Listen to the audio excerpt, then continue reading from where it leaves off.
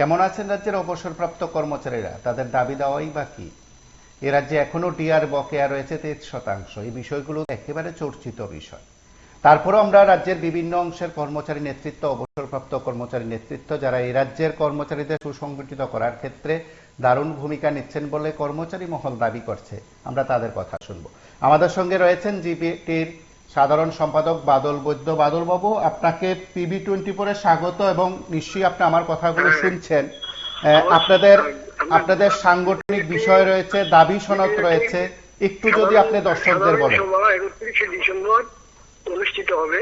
এখানে আমাদের দাবির মধ্যে রয়েছে, অর্থনৈতিক ও অধিকারগত দাবির মধ্যে আছে সপ্তম বেতন কমিশনের সুপারিশ অনুযায়ী 2016 সালের পর থেকে ত্রিপুরা সরকারের সমস্ত পেনশনগুলিকে কেন্দ্রীয় সরকারের ন্যায় সংশোধিত হারে বকেয়া সহ পেনশন গ্র্যাচুইটি দিতে হবে।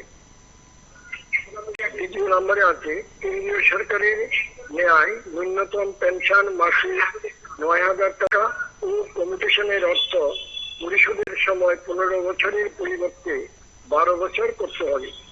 তিনি আছে নয়া পেনশন প্রকল্পগুলি বাতিল করে ডিফাইন্ড বেনিফিট পেনশন প্রকল্প চালু রাখতে হবে।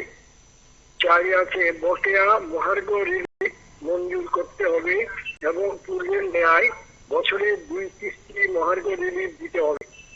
পাঁচে আছে 2006 থেকে 2008 সালের মধ্যে 25 বছর চাকরি করার পর অবসর গ্রহণকারীদের হাইকোর্টের রায় অনুযায়ী পুরো পেনশন দিতে হবে। ছয় আছে গ্রামীণ ব্যাংকের মাধ্যমেও পেনশন দেওয়ার ব্যবস্থা করতে হবে। তাতে আছে TTADC কর্মচারীদের পেনশন প্রক্রিয়া সরলীকরণ করতে হবে। আছে উৎসবের অনুদানের পরিমাণ বৃদ্ধি করতে হবে। নয় আছে পেনশনারদের হয়রানি অবসানে ও দ্রুত পেনশনারি বেনিফিট দেওয়ার জন্য অর্থ দপ্তরের পেনশন সেলকে শক্তিশালী করতে হবে এবং Agartala centralised pension processing centre অর্থাৎ CPPC এর শাখা চালু করতে হবে। 10 নম্বরে আছে মুখ্যমন্ত্রী জন আরোগ্য যোজনা পেনশনারদের সংযুক্তির বিষয়ে দ্রুত স্পষ্টীকরণ দিতে হবে। 11তে আছে কর্মরত অবস্থায় মৃত কর্মচারী ইচ্ছুক পরিবারের ডাই ইন হারনেস প্রকল্পে বয়সের উচ্চসীমা বাতিল করে চাকরি দিতে হবে। ভারতে আছে বিডি এবং IGM হাসপাতাল সহ জেলা হাসপাতালগুলিতে পেডিয়াট্রিক ওয়ার্ড চালু করতে হবে। এতে আছে মাসিক চিকিৎসা ভাতা নতুন 2,000 ন্যূনতম 2,000 টাকা ও পেনশনারদের জটিল রোগের চিকিৎসা ব্যয় পুরো রিয়াম্বাস করতে হবে। BPAটির ডবল দখলকৃত অফিসগুলি অবিলম্বে ফেরত দিতে হবে।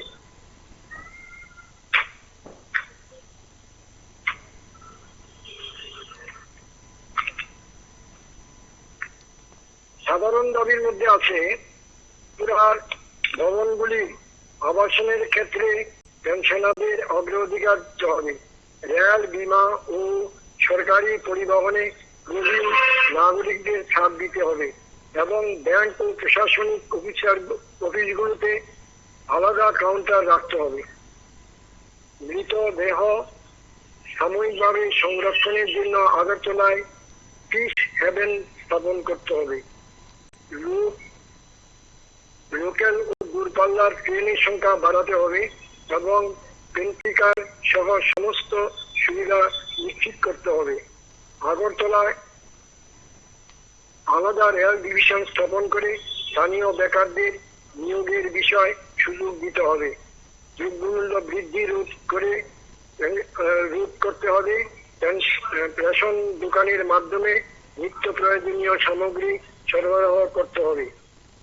স্থানীয় দাবিগুলোর মধ্যে আছে সড়ক দুর্ঘটনা রোধে ট্রাফিক ব্যবস্থা সুচারুভাবে কার্যকরী করতে হবে।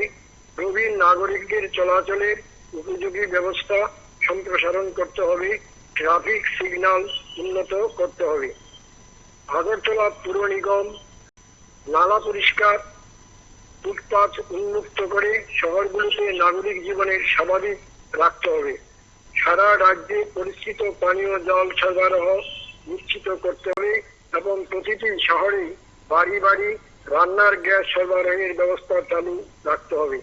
এই দাবিগুলো আমাদের এই যে আসন্ন আমাদের 45তম বার্ষিক সাধারণ সভা আগামী 31শে ডিসেম্বর অনুষ্ঠিত হবে, সেখানে আমাদের এই বিষয়ে এই দাবিগুলো নিয়ে আমরা যাচ্ছি। হ্যালো, তার পাশাপাশি আপনারা কি সরকারের কাছে দাবি সনদ পেশ করবেন, রাজ্য সরকারের কারোর কাছে?